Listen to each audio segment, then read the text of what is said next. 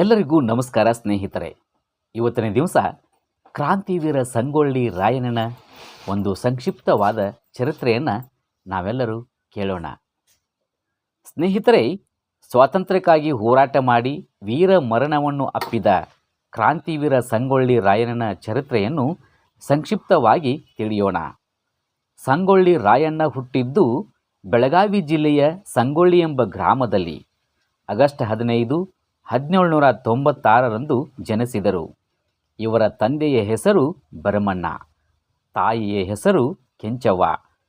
ಸಂಗೊಳ್ಳಿ ರಾಯಣ್ಣ ಸಾಮಾನ್ಯ ರೈತ ಕುಟುಂಬದಲ್ಲಿ ಹುಟ್ಟಿದ್ದರೂ ಕೂಡ ಬಾಲ್ಯದಲ್ಲಿಯೇ ವೀರ ಸಾಹಸ ಪ್ರವೃತ್ತಿ ಮತ್ತು ದೇಶ ಪ್ರೇಮವನ್ನು ಹೊಂದಿದ್ದರು. ಕಿತ್ತೂರು ಸ್ವಾತಂತ್ರ್ಯ ಸಂಗ್ರಾಮದಲ್ಲಿ ಚೆನ್ನಮ್ಮನೊಂದಿಗೆ ನಂಟನ್ನು ಬೆಳೆಸಿಕೊಂಡು ಕಿತ್ತೂರು ರಾಣಿ ಚೆನ್ನಮ್ಮಳ ಸೈನ್ಯದಲ್ಲಿ ಪ್ರಮುಖವಾದಂತಹ ನೌಕರಿ ಮತ್ತು ದಂಡನಾಯಕನಾಗಿ ಜವಾಬ್ದಾರಿಯನ್ನು ಪಡೆದುಕೊಂಡರು.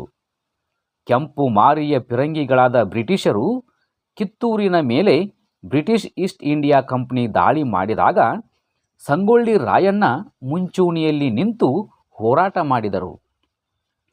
ಗೆರಿಲ್ಲಾ ಯುದ್ಧದ ಸಮಯದಲ್ಲಿ ಕಾಡಿನಲ್ಲಿ ಅಡಗಿದ್ದುಕೊಂಡು ಬ್ರಿಟಿಷ್ ಸೈನ್ಯದ ಮೇಲೆ ದಿಢೀರ್ ದಾಳಿ ನಡೆಸಿ ಬ್ರಿಟಿಷರ ಎದೆಯಲ್ಲಿ ನಡುಕ ಹುಟ್ಟುವಂತೆ ಮಾಡಿದರು. ಆದರೆ ಮೋಸಕ್ಕೆ ಬಲಿಯಾಗಿ ಬ್ರಿಟಿಷರ ಕೈಯಲ್ಲಿ ಸಿಕ್ಕಿಬಿದ್ದರು.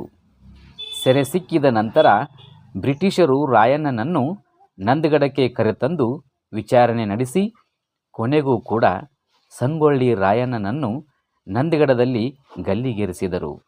ವಿಧಿವಶಾತ್ ಸಂಗೊಳ್ಳಿ ರಾಯಣ್ಣನ ಮರಣವು ಜನವರಿ 26, 1831ರಲ್ಲಿ ನಡೆದು ಹೋದ ಸತ್ಯ ಘಟನೆ.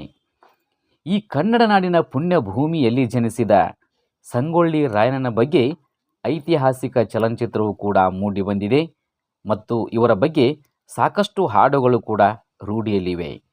ಇಂತಹ ಕ್ರಾಂತಿವೀರನ ಕಥೆಗಳನ್ನು ನಾವು ನೀವೆಲ್ಲರೂ ಕೇಳೋಣ. ಅವರ ಆದರ್ಶಗಳನ್ನು ನಮ್ಮ ಜೀವನದಲ್ಲಿ ಅಳವಡಿಸಿಕೊಳ್ಳೋಣ. ಆಗಸ್ಟ್ 15ರಂದು ಸ್ವಾತಂತ್ರ್ಯೋತ್ಸವದ ಧ್ವಜವನ್ನು ಹಾರಿಸೋಣ.